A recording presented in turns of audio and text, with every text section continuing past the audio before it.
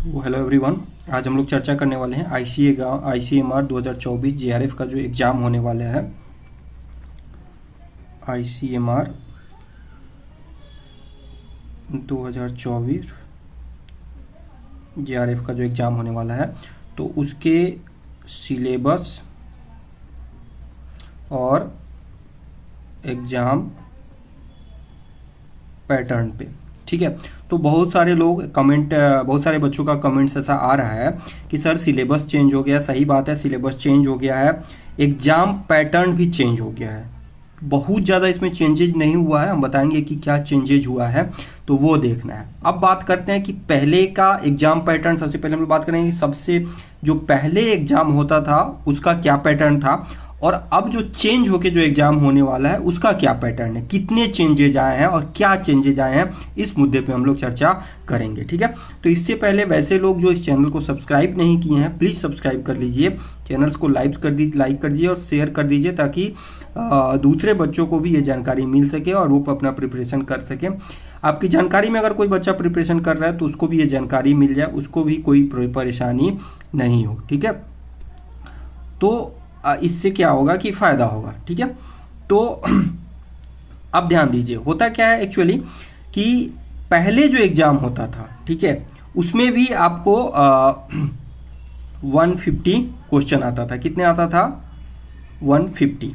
पहले जो एग्ज़ाम होता था उसमें कितने आते थे? 150। 150 में क्या आता था? 50 नंबर का क्या आता था? जनरल एप्टीट्यूड यानी कि GA, ठीक है।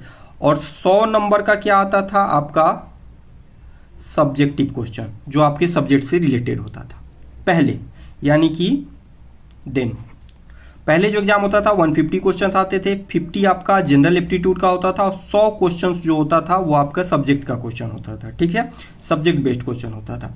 चलिए, अब नाउ अभी जो चेंज एग्जाम पैटर्न हुआ उसमें क्या होने वाला है, उसमें भी आपको बता दें कि 150 क्वेश्चंस ही आएंगे। कितने आएंगे? 150 क्वेश्चंस आएंगे। अब इसमें किया क्या गया है कि इसमें ग्रुप ए था और ये ग्रुप बी था। अब इसमें क्या किया गया है कि इसमें 2 की बजाय 3 सेक्शन कर दिया गया है, सेक्शन ए, सेक्शन बी और सेक्शन सी।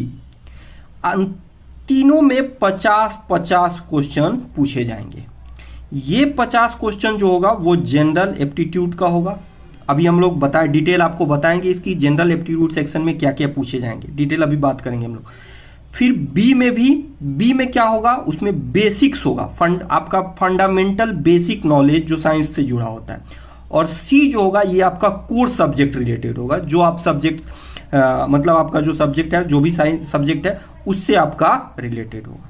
तो ये आपका सब्जेक्टिव होगा, ये आपका बेसिक्स फंडामेंटल नॉलेज होगा और ये आपका जनरल एप्टीट्यूड का होगा। तो अब तो आप ये समझ गए कि क्या चेंज हुआ है, पहले क्या था और अब क्या है। अब मुद्दा ये आता है कि इस सेक्शन में क्या पूछा जाएगा, फिर बी में क्या पूछा जाएगा और फिर सी में क्या पूछा जाएगा।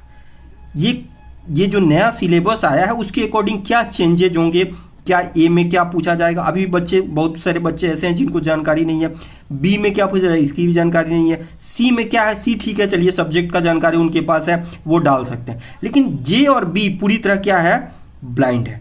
तो इस ब्लाइंड को हम लोग अभी खोलेंगे और आपको बताएंगे कि क्या क्या इसमें पूछा जाएगा और आप किस तरह से तैयारी कीजिएगा, ताकि आपका ये वाला जो सेक्शन है वो आसानी से कवर हो जाए। क्योंकि सी आपका सब्जेक्टिव कवर होना ही होना है, वो आप कर सकते हैं, आपकी जानकारी है, ठीक है। तो ये हम लोग अभी बात करेंगे और आपको बताएंगे कि इस सेक्शन में आपसे क्या क्या क्वेश्चंस पूछे जा सकते हैं और वो कहां से क्वेश्चंस आएंगे, ठीक है। तो आइए बात करते हैं। आपको एक बार फिर बता दें कि अगर आपने चैनल को सब्सक्राइब नहीं कर दिया है तो प्लीज़ सब्सक्राइब कर लीजिए, चैनल को लाइक कर दीजिए और जो भी बच्चे तैयारी कर रहे हैं उनको शेयर कर दीजिए, ताकि उनकी तैयारी प्रॉपरली हो जाए। वो जानकारी, ऐसा नहीं कि वो जानकारी के अभाव में तैयारी नहीं कर पाए, तो ऐसी नहीं होनी चाहिए। बच्चों के उज्जवल भविष्य के लिए और उनकी जो तैयारी है उसको सरल बनाने के लिए हम लोग ये काम करते हैं, वीडियो बनाते हैं, ताकि सही जानकारी उन तक पहुंच पाए और वो अपना तैयारी अच्छे से कर पाए, ठीक है। तो आइए बात करते हैं कि ए और बी में क्या क्या क्वेश्चन, किस किस पार्ट से आपसे क्वेश्चन पूछे जाने वाले हैं, ठीक है। चलिए खोलते हैं अपना पिटारा। तो अब बात करते हैं हम लोग सेक्शन ए की। यहां पे ध्यान दीजिए, सेक्शन ए क्या लिखा हुआ है, एप्टीट्यूड सेक्शन। एप्टीट्यूड सेक्शन, इसमें कितने क्वेश्चंस हैं, 50 क्वेश्चंस। कहां से आएंगे, पहला ध्यान दीजिए, रीडिंग कॉम्प्रिहेंशन। आपको पता है कॉम्प्रिहेंशन क्या होता है। इस रीडिंग कॉम्प्रिहेंशन से पहला पार्ट हो गया आपका रीडिंग कॉम्प्रिहेंशन, ठीक है। Evaluate comprehensions and interpretation skills across diverse field.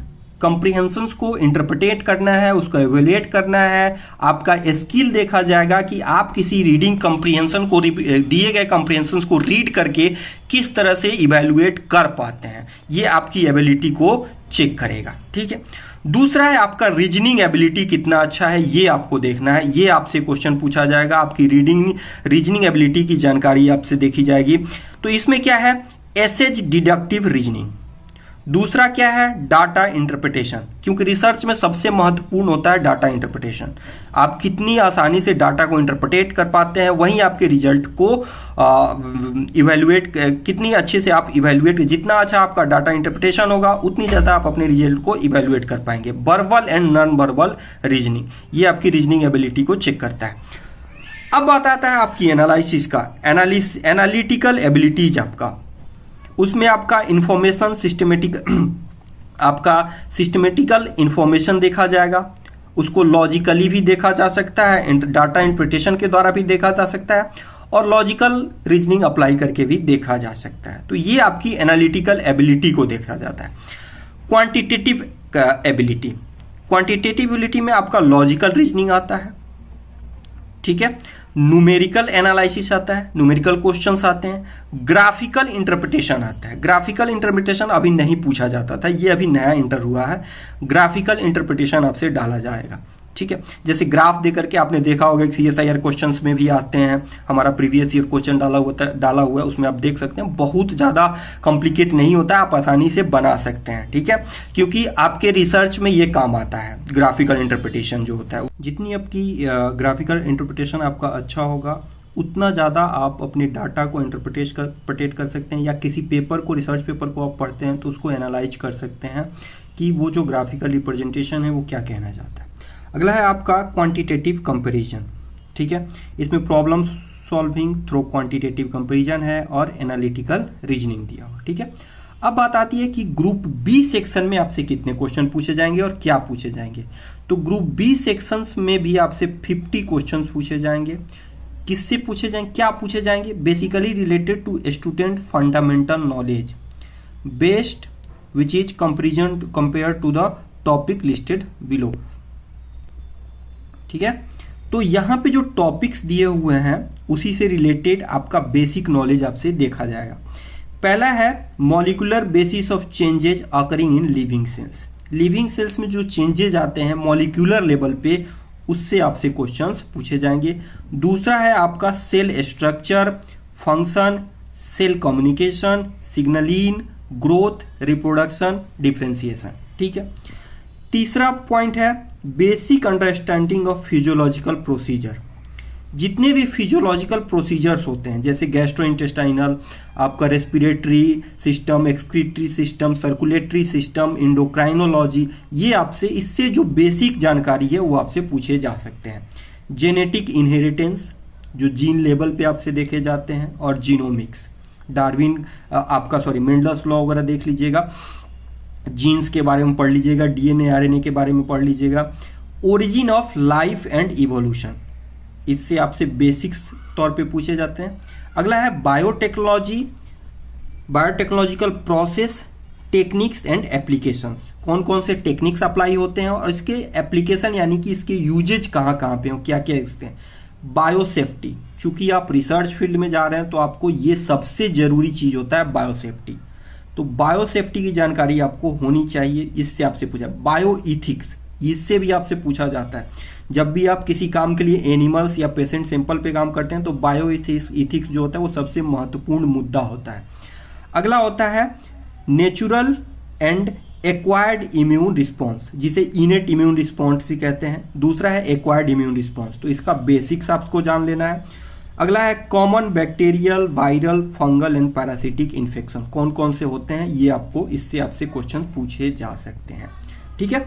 तो ये हो गया आपका पहले दो जो पॉइंट्स होते हैं।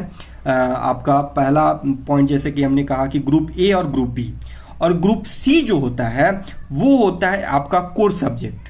कोर सब्जेक्ट से जो भी क्वेश्चन तो वो आपके पास आपकी जानकारी होगी, ठीक है, आपको पता होगा। रही बात है कि कोर सी का सिलेबस और ये जो हमने आपको बताया है अभी, ये सारे जो हैं पीडीएफ फॉर्म में मेरे इस वीडियो के डिस्क्रिप्शन बॉक्स में आपको मिल जाएंगे। मेरा एक और वीडियो है उसमें भी हम लोग सिलेबस डाल दिए हुए हैं डिस्क्रिप्शन बॉक्स में, लिंक उसका अवेलेबल है, आप डाउनलोड कर सकते हैं। तो अभी मत जाइएगा, अभी हम आपको बताएंगे कि ये जो हमने अभी देखा ग्रुप ए का जो पार्ट्स है उसको और थोड़ा ब्रॉड तरीके से हम लोग देखेंगे कि क्या है, ठीक है। तो ब्रॉड तरीके से अगर हम लोग इसको देखेंगे कि इसके अंदर और क्या ब्रॉडली आपको क्या क्या पढ़ने हैं, तो देखिए ध्यान दीजिएगा, logical reasoning and competitive quantitative aptitude, ठीक है, इसमें आपको वर्बल और नॉन वर्बल दोनों देखने हैं, ठीक है। इसमें कंपोनेंट कौन कौन से हैं, जैसे एनालॉजी है, सिमिलैरिटीज है, डिफरेंस है, स्पेस विजुअलाइजेशन है, स्पेशल ओरिएंटेशन है, प्रॉब्लम सॉल्विंग है, एनालिसिस है, जजमेंट ऑब्जर्वेशन है, रिलेशनशिप कॉन्सेप्ट्स है, अर्थमेटिकल रीजनिंग है, फंडामेंटल क्लासिफिकेशन है, अर्थमेटिक नंबर सीरीज है, नॉन वर्बल सीरीज है, कोडिंग एंड डिकोडिंग है, स्टेटमेंट कंक्लूजन है, साइकोलॉजिकल रीजनिंग है, ठीक है। ये सारी चीजें आपको देखनी है।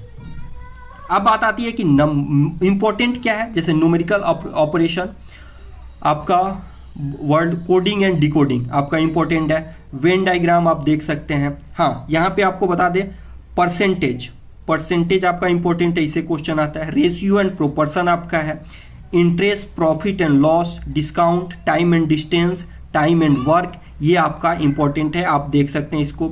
लीनियर इक्वेशन आप देख सकते हैं, इससे आपको क्वेश्चन आया था आपको अभी CSIR में भी। अलजेब्रा एलिमेंट्री सीरीज देख सकते हैं, ग्राफ्स अब ऑलरेडी आपको बताया जा चुका है, ठीक है। आप ट्रायंगल देख सकते हैं, क्वाड्रेंगल्स देख सकते हैं, स्फीयर, हेमी स्फीयर, रेक्टेंगल, इसका फॉर्मूला देख लीजिएगा, वॉल्यूम का फॉर्मूला, एरिया का फॉर्मूला, ठीक है, ये आपसे पूछे जा सकते हैं। अब आता है कि जनरल नॉलेज में आप क्या क्या देखिएगा, तो जनरल नॉलेज में करंट अफेयर्स, बेसिकली हम आपको बता दें वैसे करंट अफेयर जो ICMR से रिलेटेड है, मेडिकल फील्ड से रिलेटेड है, ये करंट अफेयर्स आप जरूर देख लीजिएगा।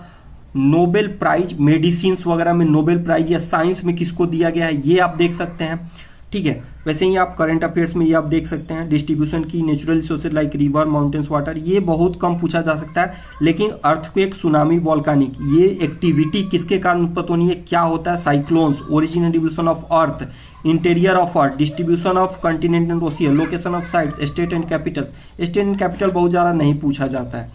अब आता है बेसिक्स ऑफ साइंस, इसमें आप एटॉमिक सीरीज साइंस देख सकते हैं, nuclear science, basic of human physics, जैसे हमने आपको बताया, acid and base. Computer skill से भी कभी कभी क्वेश्चंस पूछे जाते हैं, तो उसको भी आप देख सकते हैं कि क्लासिफिकेशन ऑफ कंप्यूटर बेसिकली नहीं पूछा जाता है, मॉनिटर, ऑडियो आउटपुट, रैम, रोम, ये सब क्या होता है बेसिकली, ये आप जरूर देख लेंगे, ठीक है। सबसे इंपॉर्टेंट चीज आपको बता दें कि बायोस्टैट के 10 क्वेश्चन हमेशा पूछे जाते हैं। इस बार कितना पूछेगा ये नहीं पता है, लेकिन पूछा जरूर जाएगा। तो ये बायोस्टैट को आप कभी मत भूलिएगा, बायोस्टैट से आपसे क्वेश्चन पूछे जा सकते हैं, हमेशा 10 क्वेश्चन पूछा जाता है, हो सकता है कम या ज़्यादा हो, लेकिन पूछे जरूर जाएंगे। तो बायोस्टैट को कभी मत भूलिएगा। बायोस्टैट का जितना आप पढ़ सकते हैं पढ़ लीजिए, जैसे मीन है, मीडियन है, मोड है, वेरिएंस है, स्टैंडर्ड डेविएशन है, क्वार्टाइल डेविएशन है, रेंज है, स्क्यूनेस है, रिग्रेशन मॉडल है, आपका कोरिलेशन है, ठीक है। ये सारे चीज आप जरूर देख लेंगे, ठीक है। तो एक बार फिर हम आपको बता दें कि इस चैनल से आप जुड़े रहिए, चैनल को सब्सक्राइब कर लीजिए और लाइक एंड सब्सक्राइब जरूर कर लीजिएगा। बच्चों को बाकी सारे जितने भी हैं उससे उसको शेयर कर दीजिएगा। बाकी इससे रिलेटेड क्वेश्चंस हम आप लोगों को अपलोड करते रहेंगे। ग्रुप सी के क्वेश्चंस किस तरह से आते हैं वो हम आपको जल्द ही, मुझे लगता है कल या परसों में हम लोग अपलोड करने वाले हैं, प्रीवियस ईयर क्वेश्चन, जिससे आपको आइडिया हो जाएगा कि ग्रुप सी में किस तरह से क्वेश्चंस पूछे जाते हैं, ठीक है। तो आपको ये सारी आइडिया हो जाएगी, सिलेबस का आइडिया हो गया। फिर से एक बार बता दें कि ये सिलेबस जो है हम लोग डिस्क्रिप्शन बॉक्स में इसका लिंक दे दिया जाएगा, आप वहां से डाउनलोड कर सकते हैं, ठीक है। तो प्लीज़ चैनल को सब्सक्राइब कर लीजिए, लाइक कीजिए, शेयर कीजिए, ताकि और ज़्यादा बच्चों को फ़ायदा हो सके और जो तैयारी कर सकते हैं उनको जानकारी की कोई कमी ना हो। Thank you so much.